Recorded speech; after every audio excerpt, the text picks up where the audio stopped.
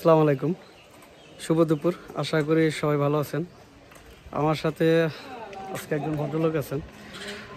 ভদ্রলোকের নাম হচ্ছে আব্দুল্লাহ আল মাহমুদ, ডাকনাম হিরু তালুকদার। আমরা হিরু ভাই বলে আদর করে বা ভালোবেসে হিরু ভাই বলে ডাকি সবসময়।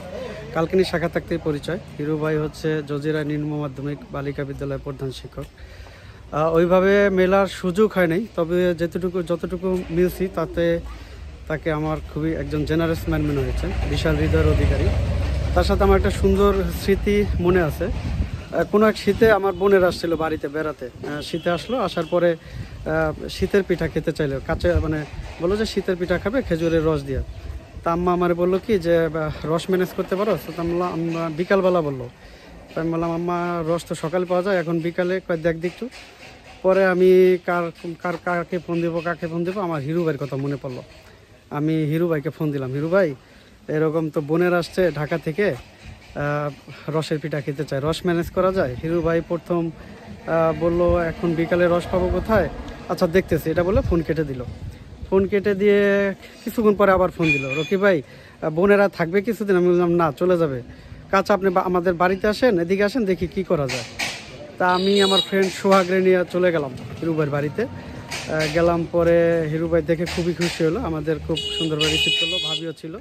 তা বললো রকি ভাই এখন তো আপনাকে রস দিতে পারবো না, আমি আপনাকে একটা জিনিস দেখাই। এই বলে সে তার রান্নাঘরে নিয়ে গেলো, আমাকে রান্নাঘরে নিয়ে একটা পাতিলে রস দেখালো। আপনারা জানেন যে খেজুরের রস যদি আপনার অনেকক্ষণ জাল দেয়, মানে আগুনের তাপ দেয়, তো ওটা হচ্ছে খয়েরি একটা কালার, মানে ওটা সে রেডি প্রসেস করে রাখছে, তার গেস্ট আসবে।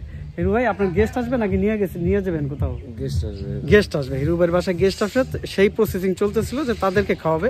তা আমারে বললো এই রসে হবে কিনা? তা আমি বললাম এটা তো ভাই আপনি মানে করছেন, রেডি করছেন, কি আপনার কি কোনো প্রোগ্রাম আছে?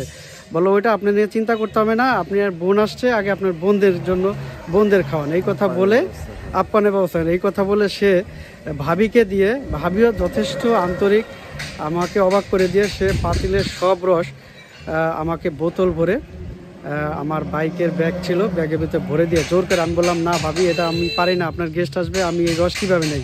বলছে কথাই বললেন না, আমি ওটা কি করা যায় দেখতেছি, আপনি আগে আপনার বোনদেরকে আপ্যায়ন করেন। এই বলে সে রস বোতলে ভরে দিয়ে ব্যাগে তুলে দিল।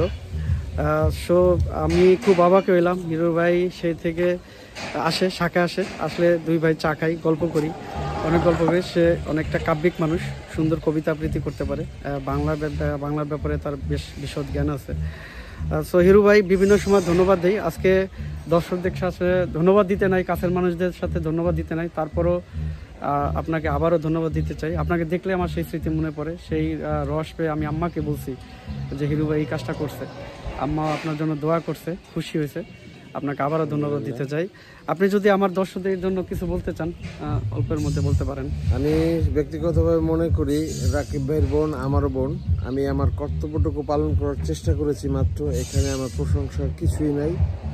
আর আমি একটা জিনিস বুঝি যে এটা হচ্ছে রিজিক আল্লাহর পক্ষ থেকে নির্ধারণ করা থাকে, ওখানে আমার কৃতিত্ব আছে বলে আমি মনে করি না।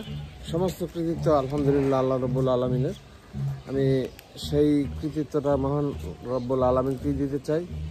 আর আল্লাহ যে আমাকে রাকিব ভাইয়ের মতো একজন বড় হৃদয়ের মানুষকে মিলাই দিচ্ছেন, এটাও আমার জন্য একটা সৌভাগ্য, অনেক বিশাল সৌভাগ্য আমি মনে করি। আপনারা সবাই রাকিবের জন্য দোয়া করবেন। ধন্যবাদ হিরু ভাই, আপনার জন্য দোয়া থাকলো। ভালো থাকেন, সুস্থ থাকেন। আসসালামু আলাইকুম।